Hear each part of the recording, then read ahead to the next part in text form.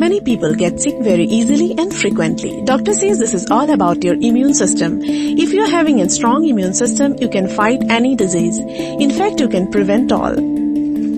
Our body is fighting with our enemy every day to make us healthy, in fact to make us alive. Who's fighting the battle is immune system, and enemy here is virus, bacteria, algae and all other microorganisms.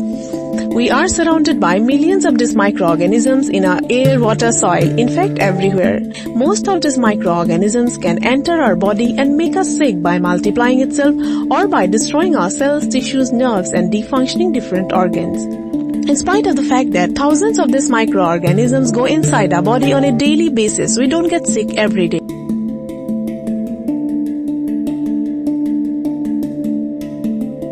We are having an immune system working as an army very efficiently and in a very sophisticated manner to keep us safe from these foreign invaders. If we don't own an immune system, our wound will never heal. In fact, we can die from a very small infection. How our immune system works. Let me explain with a very simple example. Suppose A is a virus and B is a bacteria. Both are pathogens that are capable of creating disease. Both are trying to get inside your body through your skin. But our skin is an active immune organ and very smartly designed. Both A and B are failed to go inside as our skin has a very tough layer of keratin that acts as a mechanical barrier to all infection. A is trying to find out different way to go inside your body. Finally, it takes the help of a mosquito and through a mosquito bite go inside your body. B is also struggling to get the entry. Finally, go inside your nose while you inhale air. But a respiratory, digestive and urogenital tract have mucous membrane. Mucous membrane secrete mucus that can trap and block pathogens where B got blocked. After infection, our cell produce invaders, a protein that signal other cells to resist the viral growth. Neutrophil, a kind of white blood cell, is the first to reach the infected site. Neutrophils are the most abundant type of white blood cells. Neutrophils start multiplying itself and start destroying the pathogens. Neutrophils also communicate with the macrophages and dendritic cells to start immune response. When neutrophils are not sufficient enough to kill the virus or bacteria, macrophages, a kind of white blood cell, come into the picture and start killing the pathogens. There is also another kind of cell that is called natural killer cell or NK cell, who destroy the infected cell of our own body.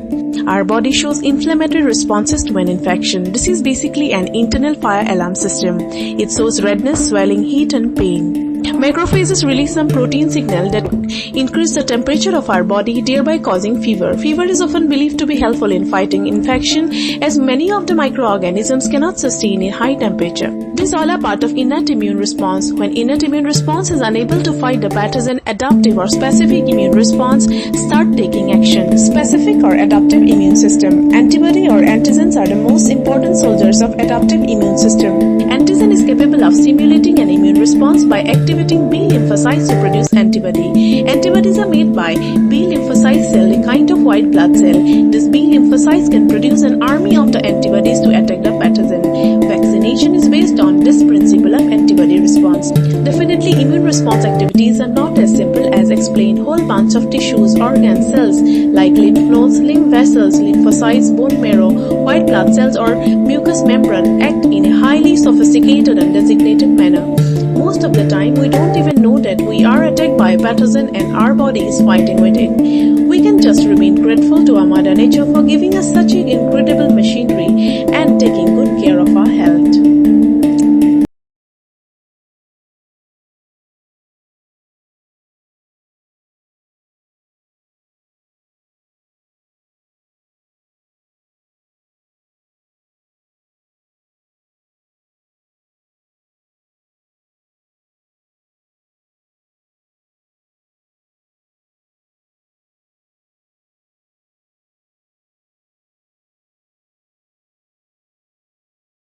Nature.